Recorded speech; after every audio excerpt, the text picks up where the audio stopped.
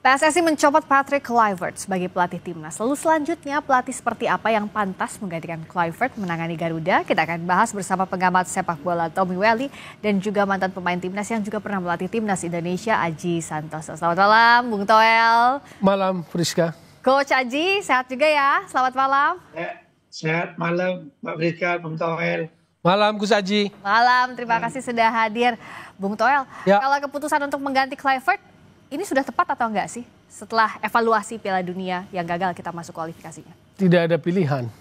Karena? Kenapa nggak ada pilihan?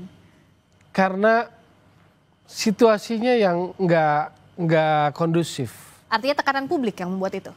Tekanan netizen, saya nggak yakin itu publik itu keseluruhan publik bola gitu. Jadi saya lebih memilih kalimat tekanan netizen. Kenapa Bung Toel membacanya tekanan netizen bukan tekanan publik secara umum? Oke lah publik ada, tapi saya lebih lihat tekanan netizen. Kenapa? Karena persoalannya sejak dia hadir itu kan selalu dalam apa namanya?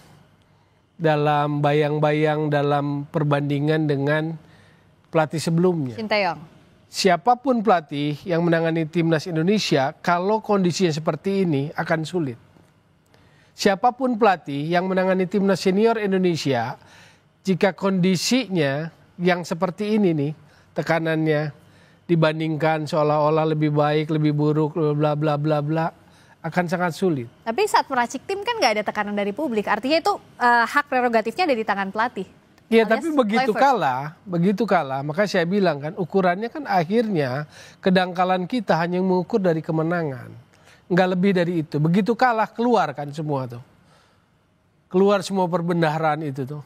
Karena mungkin harapannya besar. Contoh kami lebih ikhlas gagal dengan yang lama gitu kan. Berarti kenapa sih kamu nyebut Sinteyong nih kamu Toel? Biar Friska aja. Artinya kan orang seolah kalau kalimat itu yang diungkapkan berarti kan publik lebih cinta pelatih itu ketimbang timnas Indonesia logikanya. Karena harapannya sebenarnya kita bukan pengen soal timnas nggak gagal, kita pengen timnas berhasil, ada fasenya lah. Dan itu terjadi di semua level, di semua negara juga pergantian pelatih normal. Tapi kan situasinya beda di kita.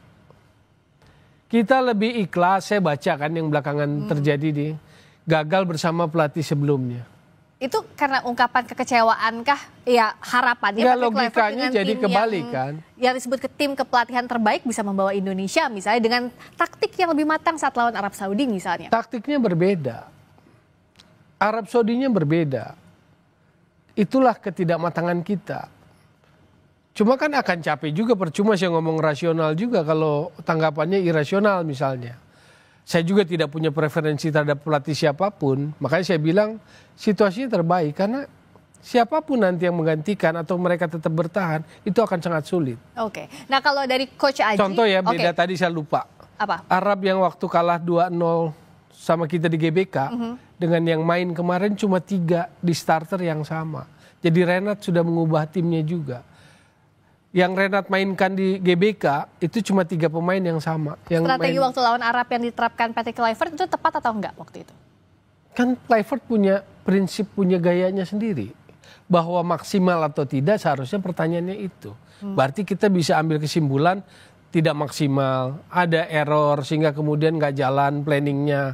Atau koreksinya terlambat penggantian, itu buat saya sih normal kalau itu. Karena kita akan bicara dalam koridor bola. Lalu kita bertanya, kenapa kok bisa Kluivert terlambat? Nah, pasti kan ada penjelasannya tuh. Seperti Coach Aji misalnya, dia ditanya misalnya kalau dalam posisi itu, wah Coach Aji kok rasanya orang publik umum menganggap Anda terlambat mengganti, ya dia pasti punya penjelasannya. Tapi ini kan sudah tidak akan terjadi lagi. Koridor analisis bolanya udah tidak akan terjadi lagi. Kalau Coach aja lihatnya memang apakah pergantian Patrick Kluivert itu ada terbaik karena tidak ada pilihan lain? Ada tekanan publik atau tekanan netizen yang Coach aja lihat juga atau gimana? Iya, kalau saya lihat sih memang kalau Patrick Kluivert tetap di Indonesia justru akan memberatkan dia karena situasinya sangat tidak memungkinkan di mana harapan orang-orang masyarakat kita adalah kepingin Indonesia lolos, ternyata kan tidak. Jadi menurut saya ya Pak Erick pun yang mengambil keputusan untuk memutuskan dengan Patrick Kluivert, saya pikir itu hal yang normal karena yang jelas ya kita mau nggak mau kita tahu Patrick Kluivert gagal membawa tim kita ke Piala Dunia meskipun mungkin ada beberapa faktor penyebabnya juga itu menjadi tanggung jawab Patrick Kluivert. Ya, kalau Coach Aji lihatnya artinya apakah saat publik kecewa waktu kemarin kalah tidak masuk kualifikasi Piala Dunia, apakah semata-mata fans timnas kita tidak siap kalah atau ada harapan yang lebih sebenarnya untuk Patrick Kluivert, Coach? Iya, kalau menurut saya kalau melihat dari luar ya pasti kekecewaan masyarakat karena tidak lolos. Karena kan cita-citanya masyarakat Indonesia dengan tinggal 180 menit kita bisa lolos ke Piala Dunia akhirnya akan gagal. Itu yang menjadi utamanya di situ gitu loh. Terus akhirnya diputuslah kontraknya Patrick Kluivert karena kalau memang dipertahankan Patrick Kluivert apa yang dikatakan oleh Bung Toel tadi sangat susah dengan situasi yang seperti ini, pasti sangat susah untuk bisa mengembangkan sepak bola Indonesia terutama timnasnya seperti itu. Nah, soal pengembangan timnas tadi Coach Aji dari sisi pelatih mantan pelatih, apakah keputusan PSS ini rasional atau tidak? Kalau misalnya alasannya karena tekanan publik setelah kalah di kualifikasi Piala Dunia, sementara kan yang juga direncanakan sejak awal PSS ini punya rencana jangka panjang minimal 2 tahun dengan Kluivert, Coach. Ya, tentunya yang pertama pasti diputus kontrak Patrick Kluivert karena pasti gagal membawa ke Piala Dunia. Ya kan meskipun ada kontrak jangka panjang akhirnya itu tidak terjadi karena tidak bisa membawa tim kita lolos ke Piala Dunia. Saya yakin faktor utamanya masalah di situ gitu. Nah ini kalau tetap dipertahankan justru nanti akan menjadi bumerang. Mereka ngelatih tidak tenang. Dari PSSI sendiri juga akan banyak serangan dari apa yang dikatakan Bung Toel tadi, netizen yang pasti akan menggempur habis-habisan baik Patrick Kluivert maupun pengurus PSSI. Ini sepertinya yang dihindari sama pengurus juga seperti itu. Artinya kalau Bung Toel juga lihat meskipun awalnya jangkanya minimal sampai 2027, keputusan untuk mengganti Kluivert tidak ada pilihan lain. Tidak ada pilihan lain. Situasinya sulit. Kalau situasinya nggak berubah dari seperti sekarang, siapapun akan sulit. Siapapun akan sulit. Ini akan jadi presiden kalau kita bicara sepak bola dalam jangka yang panjang. Pelatih yang gagal akan selalu dihantui sebuah ancaman pecat. Pelatih nggak takut pemecatan karena itu tanggung jawab. Ekspektasi publik juga nggak apa-apa, biarin. Poin saya kan bukan soal ekspektasi. Harapan itu normal. Semua berharap kita Piala Dunia normal. Tapi kan persoalannya kita nggak tahu ukuran sepak bola kadang. Hanya tahu harapan aja, tapi ukuran sepak bola kita nggak tahu. Kalau dari ukuran sepak bola selama Kluivert memegang timnas Indonesia, progres apa yang Bung Toel lihat? Progresnya cara bermain, cara pandang.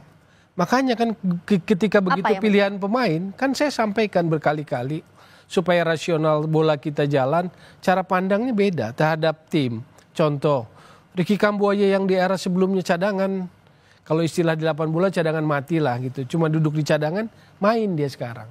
Dan kualitasnya ada. Persoalan katakanlah kita bisa mengkritisi nggak maksimal, ya memang enak kalau ngomong. Tapi buat pemain yang laksanain ya mungkin ronde 4 itu berat.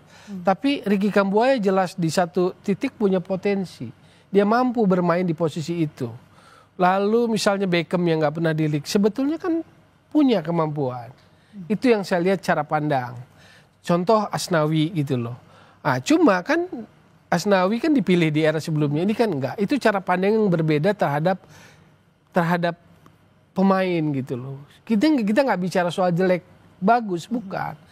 Kalau yang sebelumnya itu senang yang lebih fisikal. Fisikal tuh bukan stamina. Fisikal tuh yang mainnya dengan fisik. Tapi ini tim kepelatihan Belanda ini senang yang teknikal. Gitu loh. Untuk progres butuh waktu untuk melihatnya. Sampai pemain itu paham kan begitu. Cuman kan kelihatan sebetulnya bagaimana contoh ketika menaruh Verdong jadi gelandang bertahan. Menurut saya sih nggak banyak pelatih atau kita sendiri yang menyangka akan memainkan itu. Tapi menurut saya itu sebuah opsi-opsi atau value-value yang ditambahkan kepada tim. Karena Dinjam juga main bagus sebagai bek kiri. Intensitasnya kuat gitu loh. Jadi, nah misalnya persoalan Miliano bagus gitu loh. Siapa si Yakob juga bagus. Tapi ketika Yakob dan Miliano itu harus bermain seperti apa? Tapi analisis kita kan cuma bilang, Yakob kan winger, kenapa ditaruh jadi back gitu loh.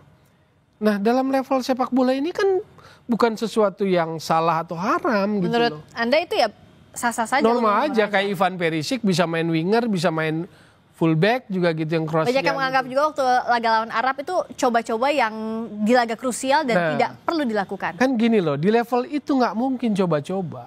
Karena ini kan krusial. Kita bilangnya hidup mati, partai final, 2 partai final.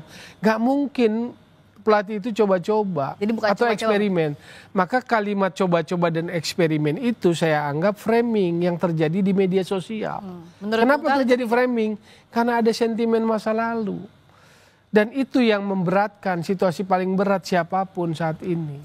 Kalau Coach Aji lihatnya apakah memang yang memberatkan ada sentimen masa lalu, ada pengaruh mantan yang masih membebani Patrick Kluivert, atau ya semata-mata publik melihat harapannya Coach Patrick sejak datang kan begitu Patrick Kluivert. Nah, tapi kalau misalnya sudah dikasih pemain satu pack, juga satu tim kepelatihan sesuai dengan keinginan pelatih, pemain-pemain juga naturalisasi baru dipercayakan kepada Coach Patrick, masih adakah sentimen masa lalu menurut Coach Aji? Ya, ini timbul cuma satu, Pak Weda. Ini timbul karena Patrick Kluivert tidak mampu membawa timnas kita ke Piala Dunia, akhirnya dibanding-bandingkan seperti itu. Kalau saya tangkap dari penyampaian dari Bung Toel tadi, seperti Ricky Kambuaya, Beckham, itu memang Kluivert bisa menaikkan kualitas pemain secara pemain individu, gitu loh. Nah, ini masyarakat yang mungkin tidak mau melihat seperti itu, kepinginnya mereka secara keseluruhan bahwa lolos gitu. Terus berikutnya apa yang disampaikan Bung Toel tadi sama dengan pemikiran saya ketika melawan Arab Saudi. Banyak orang yang mengatakan bahwa ini coba-coba, itu keliru, nggak mungkin. Coach Aji melihat itu tidak mungkin coba-coba. Tidak mungkin, itu memang menurut Patrick Kluivert waktu itu pemain-pemain itulah dalam persiapan yang penampilannya terbaik. Karena apa? Karena di dalam kepelatihan itu biasanya memasang pemain itu 1 hari menjelang pertandingan. Siapa yang berpenampilan bagus itu yang akan mendapatkan kesempatan. Jadi memang dari awal pun ketika kalah dari Arab Saudi saya sudah nyampaikan, tidak mungkin itu coba-coba, nggak ada. Ya itu memang menurut Patrick Kluivert terbaik, meskipun menurut masyarakat dengan hasil yang kontroversial ya Coach. Iya, akhirnya disalahkan lah komposisi pemain seperti itu Pak. Tapi kalau Coach Aji lihat progres timnas di bawah Patrick Kluivert sebenarnya seperti apa? Objektif ya, tidak melihat kekalahan di kualifikasi Piala Dunia, itu gimana kalau menurut Coach? Tentunya sebagai seorang yang memberi komentar ya objektif, saya tidak punya kepentingan apapun, kan begitu. Nggak kepentingan sama Sintayong, nggak kepentingan sama Patrick Kluivert, yang memang cara bermain yang berbeda. Patrick Kluivert sama Sintayong itu satu sosok pelatih yang memiliki filosofi yang beda gitu. Iya betul, di mana Patrick Kluivert lebih mengedepankan gaya-gaya Eropa, sedangkan Coach Sintayong lebih mengedepankan lebih fisikal. Itu memang terjadi gitu loh. Nah, untuk kedepannya ya tinggal nanti pengurus lebih memilih siapa pelatih yang cocok. Seperti itu, Mbak.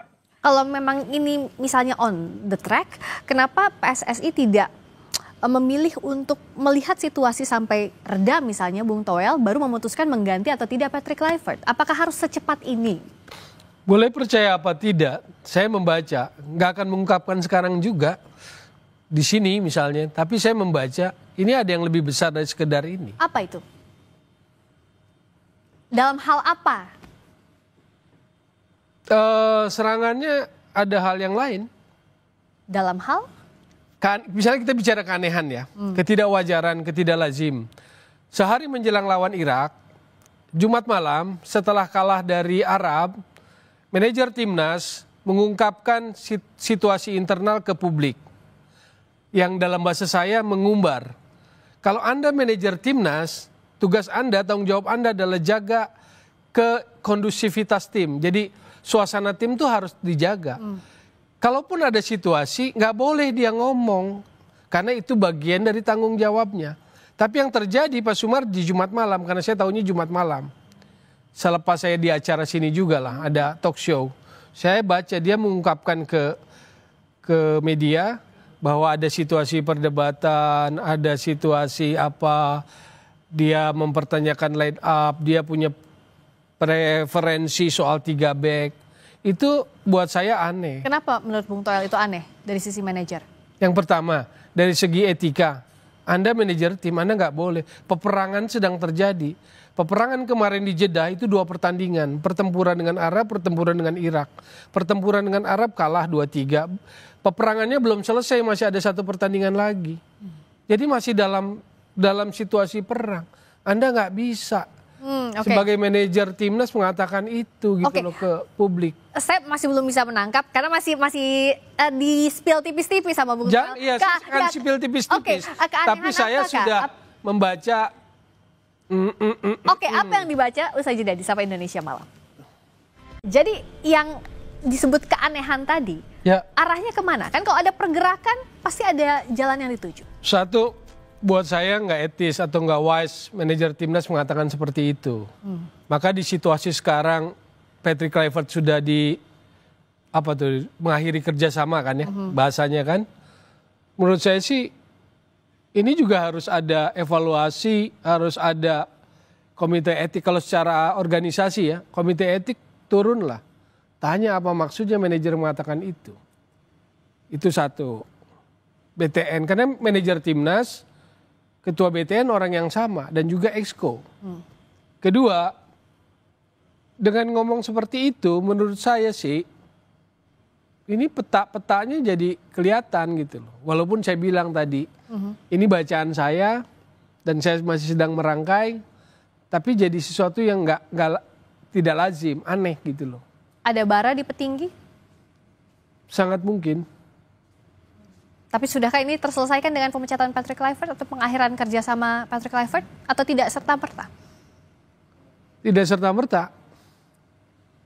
Karena kalau kita lihat rangkaian kejadiannya setelah itu, kan ada yang bicara, yang merasa dapat informasi orang dalam.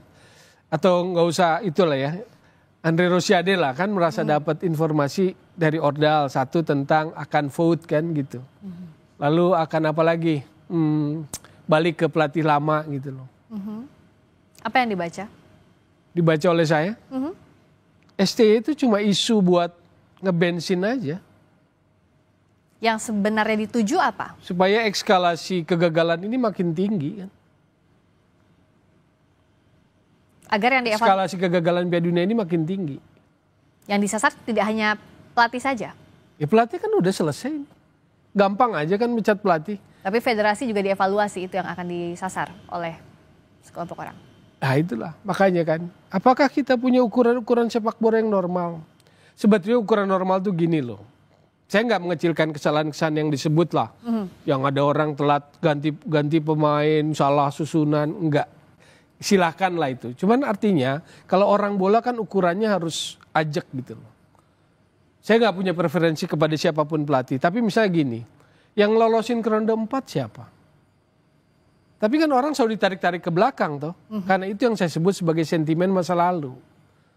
Itu kan suka nggak suka membebani. Kapan membebani? Begitu kalah langsung membebani. Kalah di Australia membebani. Padahal Kluivert kasih 2 kemenangan yang langsung membuat harapan dan peluang rakyat Indonesia untuk tetap Piala Dunia kan terjaga. Waktu menang dari Bahrain dan Cina.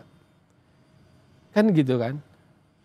Jadi belum ada pelatih siapapun yang ada di babak ini.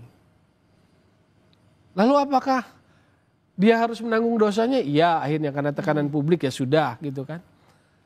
Cuman itu akan jadi presiden buruk. Berarti siapapun pelatih yang akan menukangi tim nasional Indonesia kalau gagal, pecat. So siapa yang bisa gantiin Patrick Kluivert, Coach Aji dengan kondisi seperti ini? Itu ada yang namanya direktur teknik. Dia akan juga membaca bagaimana peta kekuatan sepak bola di Indonesia, cara bermain seperti apa. Ya tentunya pengurus-pengurus PSSI pasti akan berdiskusi dengan direktur teknik tersebut gitu. Juga alangkah baiknya memang direktur teknik itu juga bicara-bicara dengan mantan-mantan pemain sepak bola nasional yang senior-senior, bagaimana ke depan, kira-kira pelatih yang seperti apa yang akan dipanggil. Tentunya itu harus menjadikan salah satu referensi gitu. Jadi kalau saya dikatakan siapa, ya nanti pasti manajemen pengurus PSSI akan berbicara sama direktur teknik itu. Kalau Coach Aji nggak akan lagi ya, karena udah pernah ya, Coach.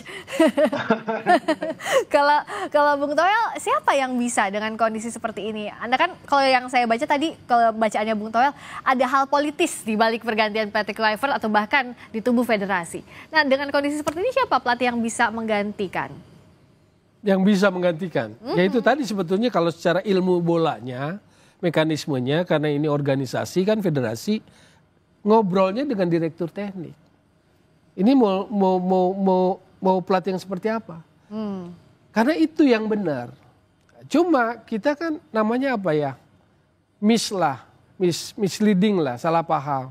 Sehingga dalam percakapan seperti ini misalnya, banyak ya seperti Mbak Friska atau host itu kan nanya, ini bakal 3 apa 4? Itu kan membingungkan sebetulnya dari sisi sepak bola, pertanyaan seperti itu. Aku nggak nanya itu loh, aku nanya siapa kira-kira. Misalnya saya kasih contoh, karena itu tadi sebetulnya kalau ngobrolnya dengan direktur teknik, dia bilang tugas dia itu kan mengassessment sepak bola kita. Iya. Makanya Coach Aji bilang tadi ngobrol lah, yaitu mengassessment. Nah karena gini Bung Toel, supaya tahu karakter sepak bola Indonesia, maka akan bisa menemukan pelatih yang cocok. nah itulah kenapa Dirteknya juga kan semuanya satu paket tuh dari Belanda sampai ke pencari bakatnya pun dari Belanda sih. Ya. Nah sekarang coachnya udah nggak ada nih, udah berhenti. Sebetulnya itu yang saya lihat. Struktur kepelatihannya coba dibangun begitu. Iya kan, dari tapi direktur dengan teknik gagal sampai ke bawah. Piala Dunia, kemarahan luar biasa, ya kecewa marah sih nggak apa-apa, normal. Akhirnya kan memang ini udah nggak bisa lagi tuh struktur yang kemarin disebut itu, yang Belanda itu. Akhirnya akan rombak dong. Siapa yang kira-kira bisa apa, atau dari negara mana lah? Kita kan tahu ada nama Jesus Casas misalnya, Spanyol, itu cocok atau enggak? Ya, Atau Coach Aji misalnya bisa jadi juga. Atau siapa lah, dari Indonesia atau pelatih lokal, atau better kita ambil dari luar lagi? Kalau mau sesungguh-sungguhnya, kalau kita mau jadi hebat beneran, kita harus kuat, kepelatihan kita harus kuat ke depannya. Jepang di awal-awal liganya itu komposisinya misalnya dia 18 ya. J-League One-nya itu 12 asing, 6 lokal. Tapi perlahan apa yang terjadi dulu itu sekarang berubah. Sekarang 12, 6 asingnya 6. Itu yang benar. Kenapa? Berarti ada peningkatan kualitas dalam coaching quality-nya, dalam kualitas pelatihnya. Mbak Friska sebutkan negara maju mana yang nggak kuat kepelatihannya. Jerman stabil sepak bolanya, kualitas kepelatihannya nggak pernah habis. Ya. Joachim Löw, Hansi Flick, Julian Nagelsmann. Kalau ada regenerasi. Yes. Spanyol nggak pernah habis, Italia nggak pernah habis. Kan yang kalau mau dibilang negara Eropa kuat tapi lemah kepelatihannya kan cuma Inggris. Yang kita susah nyebutin pelatih bagusnya gitu loh. Jadi salah satu indikator kalau Anda ingin negara Anda kuat dalam sepak bola, coaching quality-nya harus kuat. Jadi kalau kita lihat pelatih kita nggak dapat nominasi, kita harus sedih sebetulnya. Ya. Gitu loh. Cuma kan yang sedang dilakukan sekarang mengakselerasi. Oke lah, dalam fase-fase sekarang, periode sekarang, ambil dulu pelatih istilahnya asing. Buat tandem lah ya. Jadi ada pelatih asing, tapi nanti juga kita ada pelatih lokal yang ditandem misalnya begitu. Keharusannya begitu gitu loh. Cuma tinggal mekanismenya aja yang keren, yang transparan. Kenapa ini jadi asisten pelatih gitu. Kan kita nggak pernah tahu. Tiba-tiba misalnya Zulkifli Syukur jadi asisten pelatih Indra Safri gitu loh. Ya. Saya nggak punya attention pribadi ya. Kenapa saya sebut nama. Cuma kan kita harus tanya gitu, kenapa dia ada di situ? Apa karena dia sudah pro-license, apakah dia ranking terbaik di pro-license atau A-license? Kan nggak pernah ada penjelasan itu. Maksud saya kalau kita mendapatkan penjelasan itu, semoga publik bola kita makin terdidik gitu loh. Nah kalau dari Coach Aji, dari perspektifnya pelatih, apa yang mumpung sekarang kan kita mencari pelatih baru siapa? Seperti apa sebetulnya struktur tim kepelatihan yang harus dirancang agar satu, kita memajukan timnas, tapi juga kita punya regenerasi pelatih dari Indonesia. Saya tadi sebelum live ini juga saya sudah berpikir kita tidak ada masalah pengurus PSSI mengambil pelatih asing lagi, tidak ada masalah karena sepak bola kita juga memang tuntutannya tinggi. Tetapi jangan lupa di setiap usia, meskipun lah usia 23, 20 atau senior memakai pemain asing, tapi jangan lupa menyertakan pelatih lokal kita. Tujuannya apa? Untuk transfer knowledge gitu loh. kita lihat Vietnam, kita lihat Thailand juga mereka berani menggunakan pelatih-pelatih lokal kan gitu. Mungkin saja kan pelatih-pelatih itu setelah menjadi asisten pelatih asing. Jadi menurut saya tidak ada masalah mendatangkan pelatih asing lagi nggak. Tapi saya sih masih banyak pelatih-pelatih muda yang memiliki kualitas bagus dengan catatan memenuhi persyaratan. Contohnya lisensinya harus pro, dia masih muda, memiliki visioner di dalam melatih. Jadi nanti akan ada transfer knowledge, jangan nanti seperti sekarang ini Patrick Kluivert dan lain-lain semua asing begitu mereka pergi sudah tidak ada yang ditinggalkan ilmu sepak bolanya kan begitu. Sebenarnya skema ini kan pernah dilakukan juga waktu zaman STY, ada Coach Nova di situ dan sekarang juga Coach Nova pegang juga U17. Apakah seperti itu skemanya kira-kira? Harus. Jadi sebagai prerogatif lah federasi. Mau siapapun nanti yang dipilih dari negara manapun, ya harus disertakan pelatih lokal kita. Yang penting mekanismenya bagus nih. Misalnya ada 10 yang didorong, lalu kita tahu kan track recordnya gitu loh. Tapi masih gelap banget nggak sih siapa calonnya? Kira-kira pelatihnya atau sudah ada nama-nama? Mbak Friska, kalau cuma menyebut nama-nama pelatih top yang bagus, misalnya dari Jerman, Ralf Rangnick kalau mau kan, The Professor. Tapi kan nggak sesederhana itu. Apakah dia klop, apakah dia mau, apakah dia available, apa angkanya cocok gitu loh. Ya. Lalu misalnya Oliver Glasner juga bagus. Kalau Spanyol, saya kan senang Spanyol. Saya termeh-mehnya sama Pep Guardiola doang. Jadi saya nggak pernah termeh-meh sama pelatih manapun gitu. Tapi oke lah misalnya Ernesto Valverde kalau berani gitu loh. Ya. Tapi apakah dia mau, apakah dia available? Oke, kalau misalnya nama spesifik sulit, apakah Eropa atau Asia?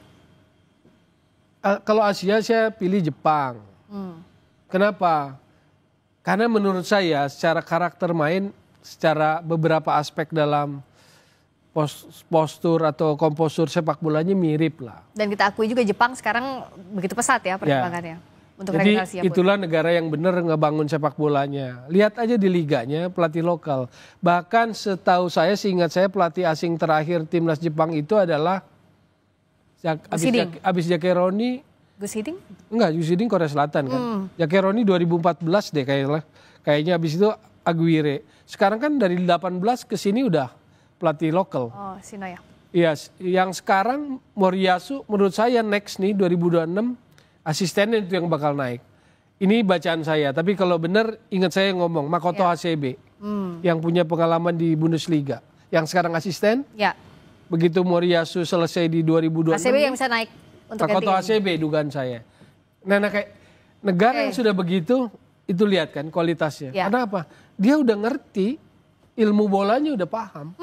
Dan kalau Coach Aji sejauh ini mungkinkah ada pelatih lokal kita yang punya spek itu untuk bersanding bersama dengan pelatih asing? So far yang punya license dan sebagainya. Ya makanya itu kan pengurus seharusnya memberi kesempatan siapapun ya, tentunya yaitu tadi memenuhi persyaratan, lisensinya tertinggi yang di Indonesia, memiliki pengalaman, siapapun tidak ada masalah gitu loh. Ya. Biar itu tadi yang terpenting adalah jangan mengeluarkan uang miliaran, tidak ada ilmu yang tertinggal di Indonesia. Gitu. Pelatihnya sudah tidak ada lagi. Jadi ini tujuannya apa? Ya tentunya tujuannya untuk perkembangan sepak bola Indonesia itu sendiri. Ya, karena cita-cita awalnya juga transfer knowledge biar ada regenerasi, kita punya pelatih yang bagus, punya pemain yang bagus juga. Terima kasih Coach Aji Santoso, terima kasih Bung Tommy Welly sudah hadir di Sapa Indonesia Malam.